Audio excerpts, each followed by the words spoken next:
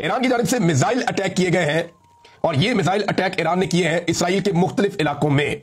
जो मेन जगह अभी तक हमें पता चली है उनके अंदर तिल-अल-बैब में अटैक किया गया, वजारत दिफा पे अटैक किया गया, फौजी तनसीबात के ऊपर अटैक किया गया, वजारत मईशत जो है वो इसराइल की उसके ऊपर अटैक किया गया, हीफा के कुछ इलाके वहां पे अटैक किया गया।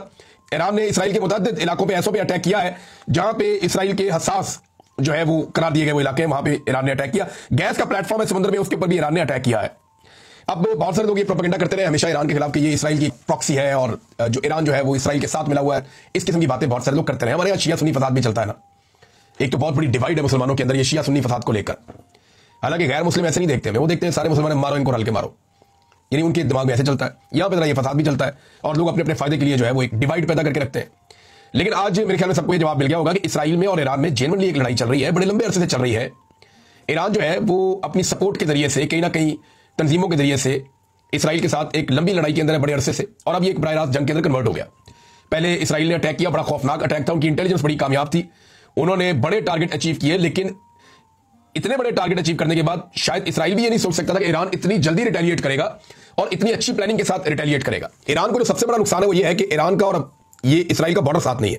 अगर बॉर्डर साथ होता ईरान का इसराइल के तो आज सूरत कुछ और होती, बल्कि बहुत पहले बदल गई होती।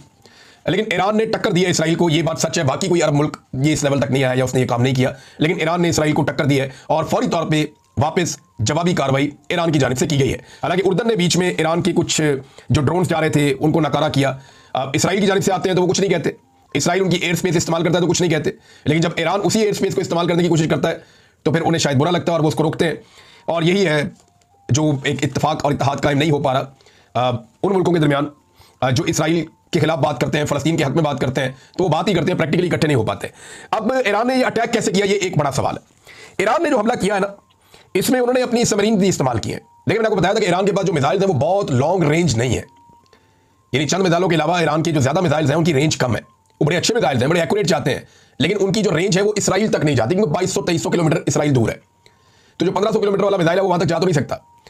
तो इसमें ईरान ने एक नई स्ट्रेटेजी अपनाई है, वो समुद्र के रास्ते गया, वो करीब पहुंचता है इसराइल के, और अपनी जो सबमरीन हैं उनके जरिए से वो नीचे से उसने लॉन्च किए मिसाइल्स और वो जाकर इसराइल में गिरे। यहाँ पे चीनी सदर का एक बयान भी आया, वो भी बड़ा इंपॉर्टेंट बयान है। लेकिन चीनी सदर ने बातचीत की है पुतिन के साथ, यानी शी जिनपिंग की बात हुई है पुतिन के साथ जो रशिया के प्रेसिडेंट हैं, और इसमें दोनों रहनुमाओं ने इसराइल के ईरान पर हमलों की मजम्मत की है, मशरिक़ वस्ता की सूरत-ए-हाल पर तबादला ख्याल किया है, और दोनों फ्री कैंप से खास तौर पर इसराइल से मशरिक़ वस्ता में फौरी जंगबंदी का मुतालबा किया है। अच्छा, इन्होंने अपनी रिपोर्ट के अंदर एक चीज बताई कि शी जिनपिंग जो है उन्होंने कुछ तजावीज दी है, और वो जो तजावीज है वो बहुत इंपॉर्टेंट है। अच्छा, रूसी सदर ने टेलीफोनिक गुफ्तगू में शहरियों के तहफ़्फ़ुज़ पर भी जोर दिया और इसराइल और ईरान से मुतालबा किया कि वो दूसरे ममालिक के शहरियों के इनखला में मदद फराहम करें। शी जिनपिंग का कहना है कि इसराइल को फौरी तौर पर जंगबंदी करनी चाहिए ताकि कशीदगी को कम किया जा सके।